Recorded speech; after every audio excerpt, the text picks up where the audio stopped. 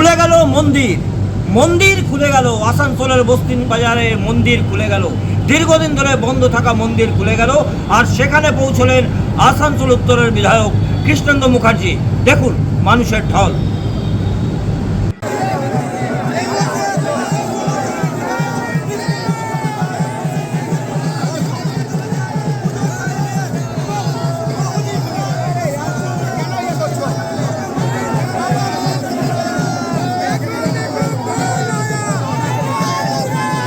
নমস্কার, আমি তিলাঞ্জন, TSNM news আপনাদের স্বাগত। আমাদের বিশেষ অনুষ্ঠান তুমি বলবে আমি শুনবো। এতে আমরা কিছু বলি না, বলে সাধারণ মানুষ, জনপ্রতিনিধি, জনগণ আমাদের মাধ্যমে বার্তা পৌঁছায়।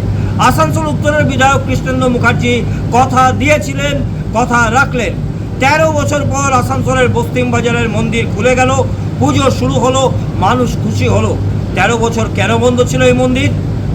13 বছর ধরে কি কারণে বন্ধ ছিল?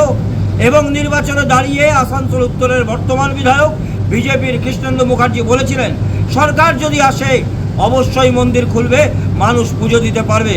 তার সঙ্গে তিনি এটাও বলেন, সাম্প্রদায়িক সম্প্রীতি যেন রক্ষা হয়, কোনো রকমের অশান্তি না হয়, কারোর সঙ্গে কোনো দূরত্ব নেই। মন্দির খুলবে, নিত্য পুজো হবে এবং মানুষ এবং সনাতনীরা তারা পুজো করবে। দেখুন ছবি এবং তিনি কি বলছেন। এটা দীর্ঘদিনের আসানসোলবাসীর প্রতীক্ষার অবসান হলো। দীর্ঘদিন ধরে যে বিদায়ী জেহাদি সরকার যেভাবে এই দুর্গা মন্দিরকে বন্ধ করে রেখেছিল, মানে সনাতনীদের একদম ভাবাবেগকে আঘাত করে দিনের পর দিন, বছরের পর বছর এই মন্দির বন্ধ থেকেছে। মন্দিরে নিত্য পুজো হয়নি। নিত্য পুজো না হওয়া মানে হচ্ছে একটা অশুভ সংকেত। যে মন্দিরের সন্ধ্যা আরতি হয় না, শাঁখ বাজে না, যে মন্দিরের পুজো সকাল বিকেল হয় না, সেটা অশুভ সংকেত। আসানসোল শহরে আমরা এই অশুভ সংকেত, অশুভ জিনিসটাকে আমরা সরিয়ে দিয়েছি। আমাদের কমিটমেন্ট ছিল আসানসোলের জনতার কাছে যে দীর্ঘদিনের এই মন্দির আমরা খুলব। আমাদের আজকের থেকে এখানে নিত্য পুজো চালু হবে। এর আগে পুজো হয়েছে, সমস্ত আসানসোলের সনাতনীরা মিলে এই পুজো করেছে।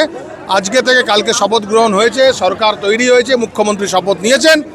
আজ থেকে আমরা শপথ গ্রহণের প্রথম দিন থেকে আজ এখানে এসে আমরা পুজো করলাম। আজ থেকে অফিসিয়ালি এই মন্দির খুলে গেল।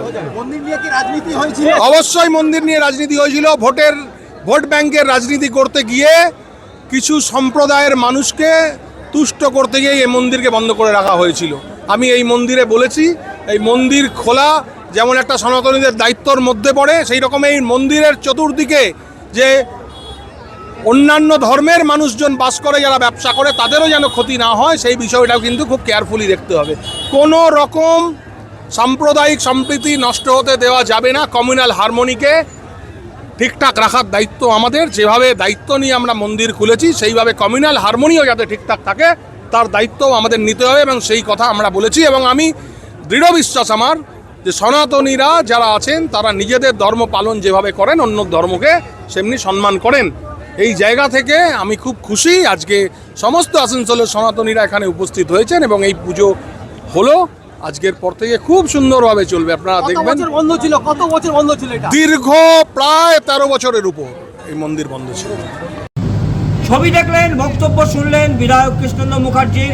তার সঙ্গে রীতিমতো পুষ্প বৃষ্টি হলো সেই মুহূর্তে, এবং দিকে দিকে খবর ছড়িয়ে পড়াতে প্রচুর মানুষ উপস্থিত হয়েছেন। নিত্য পুজো হবে, মানুষ আসবে, এবং এই মন্দির যে খুলে দেওয়া হলো, আসানসোলের বুকে তৈরি হলো ইতিহাস। 13 বছর যে মন্দির বন্ধ ছিল, কি কারণে বন্ধ ছিল শুনলেন, সেই ইতিহাস বললেন বিধায়ক কৃষ্ণেন্দু মুখার্জি। মানুষ বলছে তিনি কথা দিয়ে কথা রাখেন। আমাদের বিশেষ অনুষ্ঠান তুমি বলবে আমি শুনবো আজ এ পর্যন্তই। আবার দেখুন আগামীকাল।